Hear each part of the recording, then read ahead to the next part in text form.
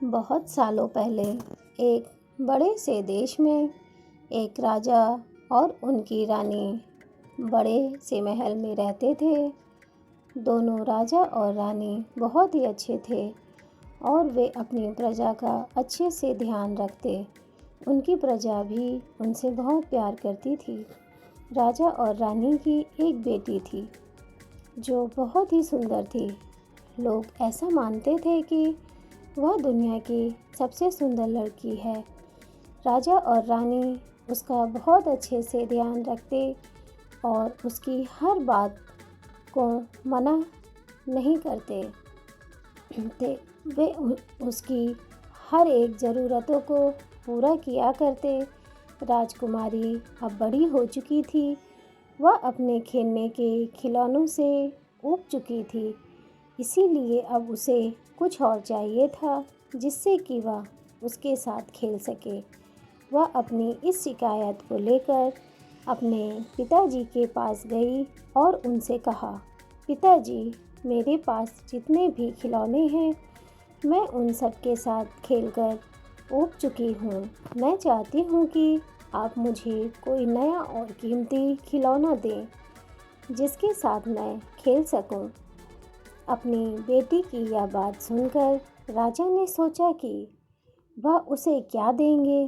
तभी उन्होंने अपनी बेटी से कहा, ठीक है बेटा, मैं तुम्हें एक कीमती चीज़ देता हूँ जो मुझे मेरे पिताजी ने दी थी।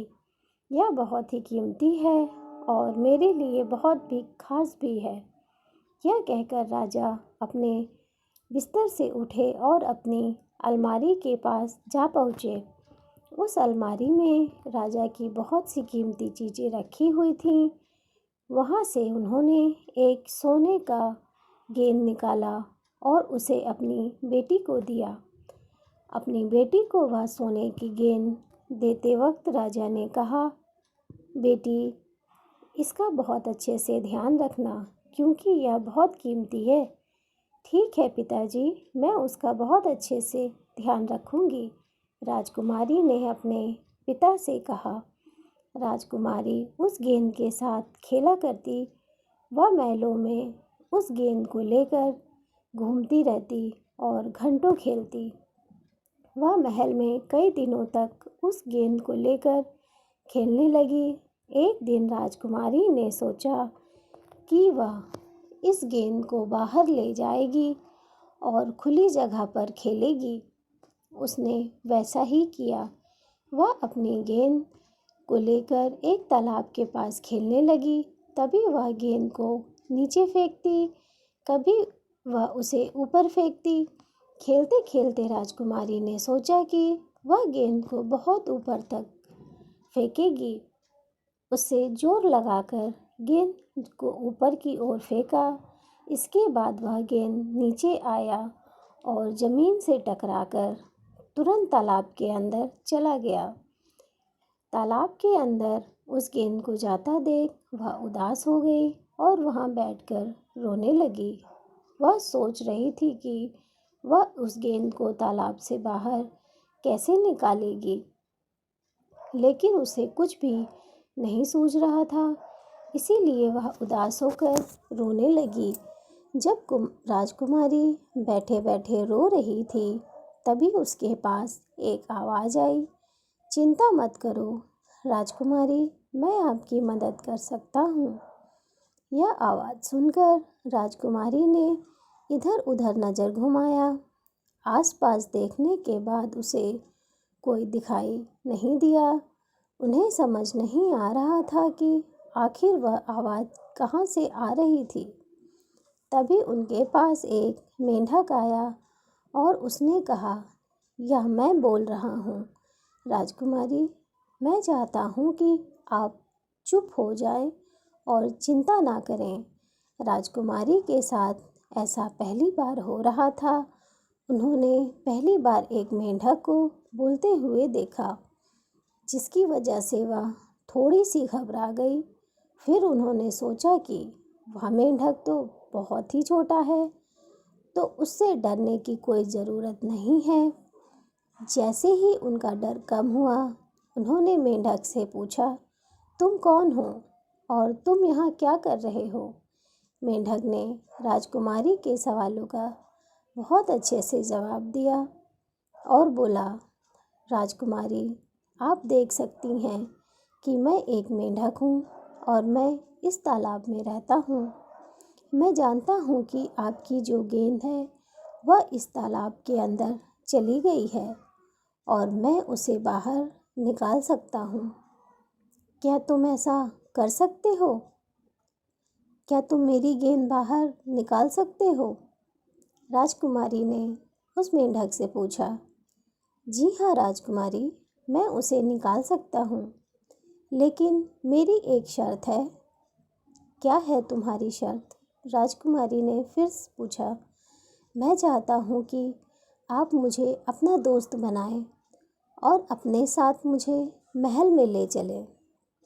मैं आपके साथ वहाँ रहूँगा। मेंढक की बात सुनकर राजकुमारी ने तुरंत हाँ कह दिया। राजकुमारी के हाँ कहते ही मेंढक तालाब में कूद गया और कूदकर उस सुनहरी गेंद को लाकर राजकुमारी को दे दिया। राजकुमारी अपनी गेंद को पाकर बहुत ही ज़्यादा खुश हो गई और वह महल की ओर वापस जाने लगी। जब राजकुमारी महल में वापस जा रही थी, तब मेंढक ने उन्हें आवाज़ लगाई, राजकुमारी, आप अपना वादा भूल रही हैं। वादे के मुताबिक आपको मुझे भी अंदर लेकर जाना होगा। यह सुनकर राजकुमारी ने उससे कहा, दूर हट जाओ गंदे मेंढक। कौन तुम्हें अपने साथ लेकर जाएगा? क्या तुमने कभी खुद को देखा है, गंदे मेंढक? राजकुमारी की यह बात सुनकर मेंढक को बुरा लगा और वह वापस से तालाब के अंदर चला गया। रात का समय हुआ और राजकुमारी, राजा और महारानी टेबल पर बैठकर खाना खा रहे थे कि तभी महल का दरवाज़ा किसी ने खटखटाया। राजा ने अपनी नौकरानी को आदेश दिया कि वह जाकर देखे कि दरवाजे पर कौन है। नौकरानी दरवाजे पर गई और उसने दरवाज़ा खोला। उसने दरवाजे पर मेंढक को देखा, जो उससे कह रहा था कि उसे राजकुमारी ने दावत पर बुलाया है। फिर वह नौकरानी राजकुमारी के पास गई और उसे यह बात बताई। राजा ने राजकुमारी से पूछा, बेटा, क्या तुमने किसी को दावत पर बुलाया था? नहीं पिताजी, मैंने उसे यहाँ नहीं बुलाया था। वह यहाँ बिना बुलाए ही आ गया है। ऐसा कहने के बाद राजकुमारी ने राजा को वह सारी बात बताई जो सुबह उनके साथ हुई थी। यह सब बातें सुनकर राजा ने उनसे कहा, बेटा, अगर तुमने वादा किया था तो तुम्हें अपना वादा निभाना चाहिए। तुम्हें उसके साथ अच्छे से पेश आना चाहिए, क्योंकि उसने तुम्हारी मदद की थी। अपने पिता की यह बात सुनकर राजकुमारी ने नौकरानी से कहा कि वह उस मेंढक को अंदर ले आए। मेंढक अंदर आया और राजकुमारी के प्लेट से खाना खाने लगा। यह सब देखकर राजकुमारी गुस्सा हो रही थी, लेकिन वह अपना गुस्सा जाहिर नहीं कर सकती थी, इसीलिए वह चुपचाप उसे देखती रही। जैसे ही खाना खत्म हुआ, तब वे दोनों राजकुमारी के कमरे में चले गए। मेंढक को नींद आ रही थी, तो वह राजकुमारी के बिस्तर पर लेट गया और राजकुमारी से कहा, राजकुमारी, मैं आपके बिस्तर पर सो रहा हूँ। मेंढक की यह बात सुनकर राजकुमारी को और भी ज़्यादा गुस्सा आ गया, लेकिन अपने पिताजी के चलते वह अपना गुस्सा नहीं दिखा पा रही थी। गुस्सा होकर राजकुमारी मेंढक के बाजू में बिस्तर पर सो गई। जैसे ही अगला दिन हुआ, मेंढक ने चिल्लाकर राजकुमारी से कहा, राजकुमारी उठिए, सुबह हो गई है। समय राजकुमारी के उठने का नहीं था, इसीलिए राजकुमारी और गुस्सा हो गई। राजकुमारी मन ही मन सोचने लगी कि कैसे वो इस मेंढक से छुटकारा पा सकती है। तभी मेंढक ने राजकुमारी से कहा, मैं जानता हूँ कि आप मुझसे छुटकारा पाना चाहती हैं। अगर आप मुझसे छुटकारा पाना चाहती हैं तो आपको एक काम करना होगा और ऐसा करने के बाद मैं यहाँ से चला जाऊँगा। अच्छा, मुझे क्या करना होगा? जल्दी बताओ। राजकुमारी ने मेंढक से पूछा। आपको मुझे एक किस करना होगा, उसके बाद मैं यहाँ से चला जाऊँगा। यह सुनकर राजकुमारी ने गुस्से से मेंढक को कहा, क्या तुमने कभी अपने आप को देखा है? गंदे भद्दे मेंढक कहीं के, मैं तुम्हें भूल कर भी किस नहीं करूँगी। ठीक है, आप मत करिए।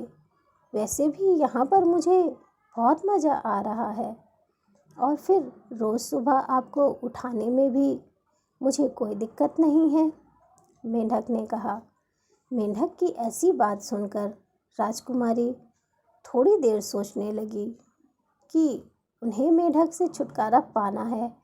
इसके लिए उन्हें बस एक छोटा सा किस करना पड़ेगा। इसीलिए राजकुमारी किस करने को तैयार हो गई। राजकुमारी ने उसे अपने हाथ में उठाया और उसे एक किस की। मेंढक को किस करने के बाद अचानक एक सफ़ेद रोशनी सी पूरे कमरा भर गया। कमरे में इतनी रोशनी थी कि राजकुमारी को कुछ भी नज़र नहीं आ रहा था। जब कमरे से रोशनी गायब हुई तब वहाँ एक राजकुमार खड़ा था। यह देख राजकुमारी चौंक गई और उसे सामने खड़े व्यक्ति से पूछा, तुम कौन हो और वह मेंढक कहाँ गया? राजकुमारी की चिंता को दूर करने के लिए उस व्यक्ति ने राजकुमारी से कहा, चिंता मत करिए, वह मेंढक मैं ही था। दरअसल बात यह है कि मैं दूर देश का एक राजकुमार हूँ और एक जादूगर ने मुझ पर एक जादू किया था, जिसके बाद से मैं एक मेंढक बन गया था। उस मेंढक से वापस इंसान बनने के लिए मुझे एक राजकुमारी के साथ रात गुजारना था और उस राजकुमारी को मुझे किस करना था। जैसे ही आपने यह किया, मैं फिर से इंसान बन गया और आपका बहुत बहुत शुक्रिया जो आपने मुझे किस किया। ऐसा होने के बाद राजकुमारी उस राजकुमार को अपने माता पिता के पास ले गई और उन्हें सारी बात बताई। राजा और रानी ने उस राजकुमार की खातिरदारी करने को कहा। कुछ दिनों बाद राजकुमार और राजकुमारी को एक दूसरे से प्यार हो गया और दोनों ने एक दूसरे से शादी कर ली। फिर दोनों एक साथ हमेशा के लिए खुशी खुशी रहने लगे। हमें दूसरों को दिए गए वादे को ज़रूर निभाना चाहिए। अगर कोई हमारी मदद करे तो उसे धन्यवाद करना चाहिए। दोस्तों, अगर आपको मेरी कहानी पसंद आई हो तो मेरे चैनल को लाइक, शेयर और सब्सक्राइब ज़रूर करें। धन्यवाद।